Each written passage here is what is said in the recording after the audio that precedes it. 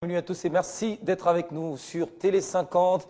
Le pouvoir des mots, c'est le thème retenu cette année à l'occasion de la journée internationale de la francophonie, célébrée le 20e jour du mois de mars.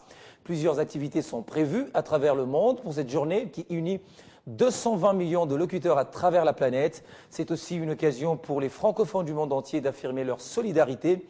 C'est dans ce cadre que le ministre des Affaires étrangères a procédé au lancement des activités du mois de la francophonie. Regardez. Depuis 1988, les francophones de tous les continents célèbrent chaque 20 mars la journée internationale de la francophonie. C'est aussi l'occasion pour les francophones du monde entier d'affirmer leur solidarité.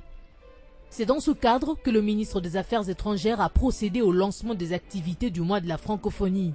Le pouvoir des mots, c'est le thème retenu cette année. Oui, les mots simples mais puissants, tels que vie humaine, amour, liberté, paix, stabilité, environnement, développement.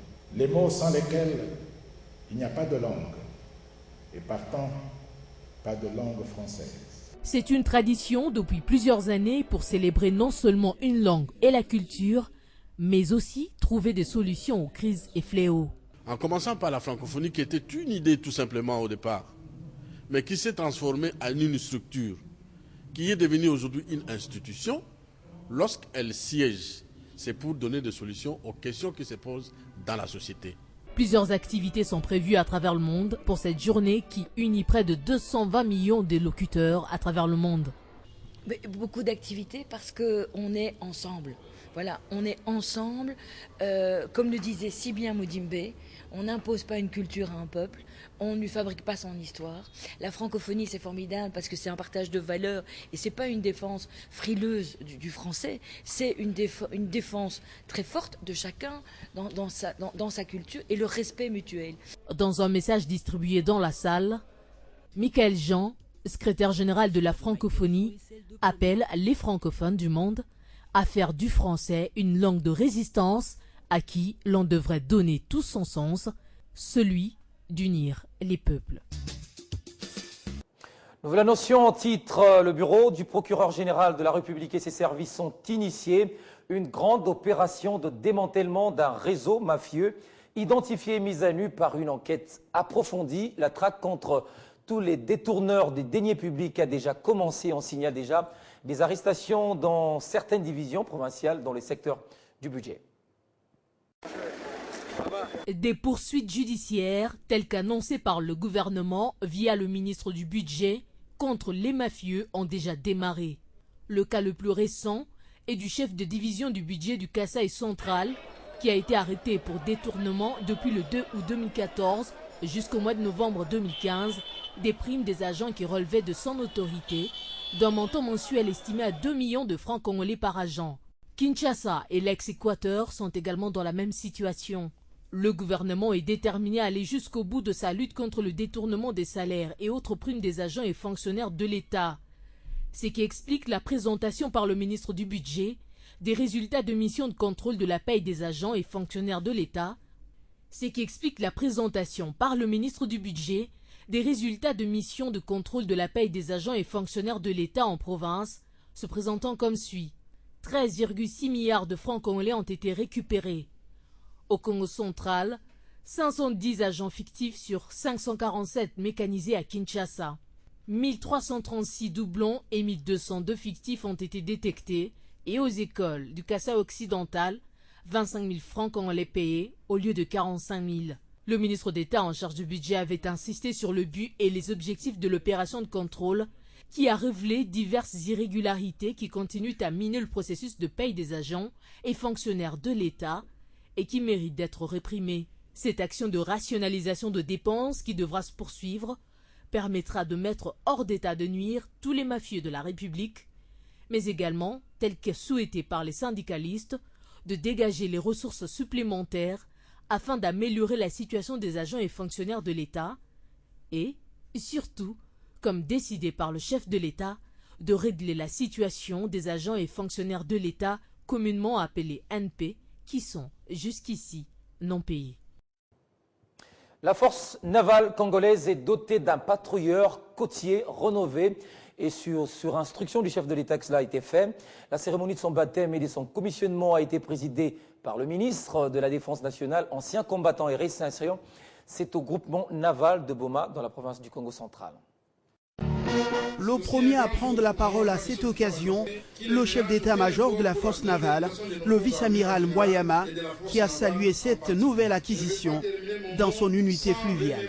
C'est un grand jour pour la force navale aujourd'hui parce qu'il renoue avec la mer et avec les opérations sur la côte. À son tour, l'administrateur directeur de la société MW Afritech, qui a rénové cette unité flottante, s'est félicité de la confiance faite à son entreprise par les autorités du pays. Grâce à la politique de la révolution de la modernité, menée par son Excellence, le Président de la République, Joseph Kabila Kabange, il a été demandé à notre entreprise MW Afritech par les chefs d'état-major particuliers du Président de la République d'évaluer et de réfectionner les patrouilleurs de la force navale. Le chef d'état-major général des forces armées de la République démocratique du Congo a eu des mots justes. Nous tenons donc à remercier le président de la République et commandant suprême en tant que forces armées. Et nous demandons à notre ministre ici présent, qui représente l'autorité suprême, de lui transmettre tous nos remerciements et tous nos hommages pour ce geste combien salutaire qui s'inscrit dans les cadres de la réforme. Enfin, le baptême et le commissionnement du bateau de guerre Moliro par le ministre de la Défense nationale, ancien combattant et réinsertion.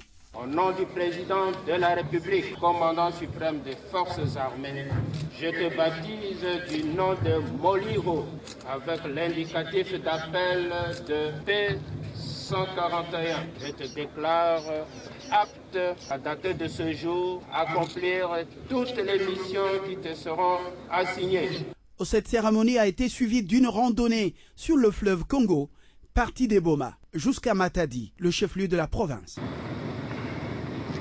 Le rôle, le fonctionnement et les attributions du mécanisme national de suivi ont été expliqués aux personnes vivant avec handicap. C'est son coordonnateur François Mwamba qui a essayé prêté à cet exercice. Les membres de la FENAFACO sont repartis avec quelques copies de l'accord cadre d'Addis Abeba et de la résolution 2098.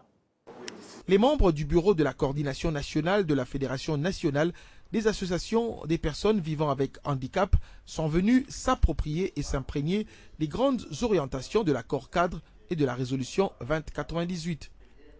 Et la source, c'est bien entendu le coordonnateur du mécanisme national de suivi, François Mwamba, qui les a édifiés sur le rôle, fonctionnement et attribution de l'institution qu'il dirige depuis près de 3 ans. Nous avons lancé une campagne d'éducation civique à milliers de personnes vivant avec handicap à Kinshasa comme en province. Et partout où nous sommes passés en province, il y a une question que les personnes vivant avec handicap nous posaient sur l'accord cadre d'Addis Abeba ainsi que la résolution 2098 des Nations Unies. Nous venons de recevoir aussi des mécanismes nationaux de suivi, les textes de l'accord cadre d'Addis Abeba et la résolution 2098, ainsi que l'ordonnance créant ces mécanismes nationaux de suivi. Nous avons aussi parlé autour du rôle et le fonctionnement de ces mécanismes nationaux de suivi. Les membres de cette association sortent très édifiés de cet échange. Nous avons retenu autour de ces échanges que non, l'accord cadre d'Addis Abeba, ce sont les engagements qui ont été pris par les différents pays de la région des Grands Lacs, surtout pour qu'il y ait la paix et la stabilité en République démocratique du Congo. Nous avons vraiment été très outillés ce matin, raison pour laquelle, comme je l'ai dit au début, les personnes vivant avec handicap vraiment seront sensibilisées autour de cette question à travers toute la République démocratique. La FENAPACO est un réseau de 529 associations et organisations travaillant pour la défense, la promotion et la protection des droits des personnes vivant avec handicap. Ils ont le droit d'être sensibilisés sur les grands enjeux du pays et de la sous-région des Grands Lacs. On vit déjà au rythme de la célébration de la Journée internationale de la femme prévue ce mardi 8 mars et les femmes sont concentrées sur leur habillement pour cette journée. Et comme de coutume à pareille circonstance, c'est le tissu panne qui est choisi ici en République démocratique du Congo. À Kinshasa, boutiques et maisons de couture sont remplies de femmes qui accourent pour s'en procurer et faire un modèle, du moins celles qui ont la possibilité. Bonne affaire pour les vendeurs et couturiers. Regardez. À la veille du 8 mars, cette journée dédiée à la femme sur le plan international, à Kinshasa, le centre d'intérêt est le tissu pagne. Une tenue traditionnelle qui apporte une certaine décence d'après plusieurs observateurs africains et valorise la femme africaine en RDC. Au centre d'affaires de la capitale congolaise, l'avenue du commerce, d'ordinaire très fréquentée, offre une ambiance toute particulière ce jour. Les vendeurs sont hyper sollicités. Et bien évidemment, les acheteurs sont plus des femmes de tout âge, même si la majorité est composée des jeunes.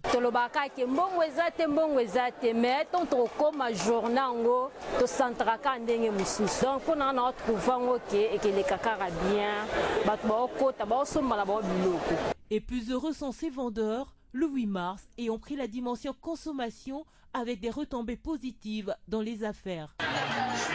Il n'y a pas que les vendeurs. Les couturiers eux aussi trouvent leur compte dans plusieurs commandes, dont certaines sont express. Donc, très bien, bon,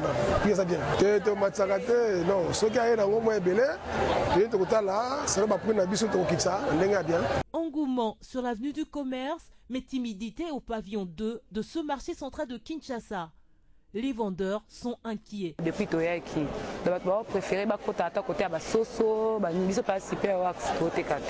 Dans quelques heures, ce sera la célébration de la journée de la femme. Le spectacle sera beau à voir dans les rues de la capitale Kinshasa, mais au-delà du paraître, les femmes congolaises ne devront pas oublier leur combat pour affirmer leur leadership dans tous les domaines de la vie et surtout la politique, où l'homme est parfois tenté de les maintenir dans la position simple soutien.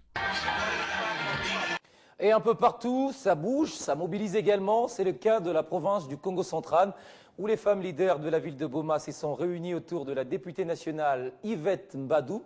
Une occasion pour elles de réfléchir sur le thème retenu cette année, l'autonomisation et la participation de la femme politique congolaise. Une façon également de planifier les activités prévues pour ce mois dédié à la femme. Reportage à Boma, Nanou Mavungu, Arlette Matondo.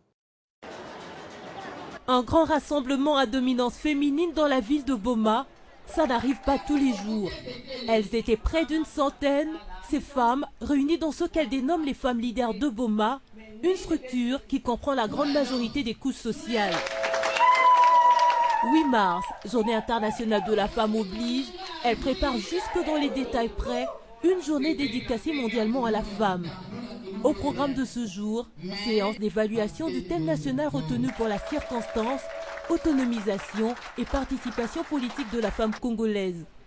À grand événement, participant de haut rang, la rencontre a été présidée par Madame Yvette Mbadou, épouse du gouverneur de province Jacques Mbadou, en présence de la maire de la ville de Boma, Marie-Josée Nyongoswami, ainsi que du chef de bureau du genre et famille de Boma, Flore Tamba.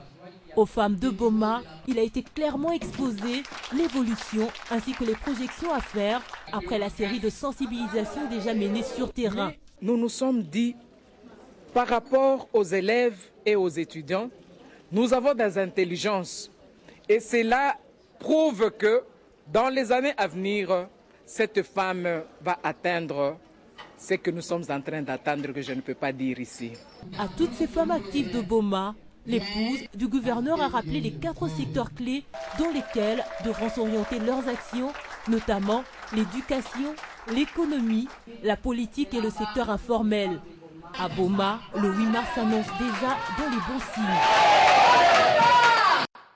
La protection des domaines, des personnes publiques et ses problèmes en droit positif congolais, c'est l'intitulé de la thèse soutenue par Franck Azadi, assistant à la faculté de droit de l'université de Lubumbashi en vue de l'obtention du grade de docteur en droit, option droit privé et judiciaire. L'homme a défendu avec brio son document de 291 pages devant un jury musclé et piloté par le professeur Delphin Kaimbi, doyen de la faculté de droit de l'UNIKIN. Tout s'est déroulé sous les auspices du recteur de l'université de Lubumbashi.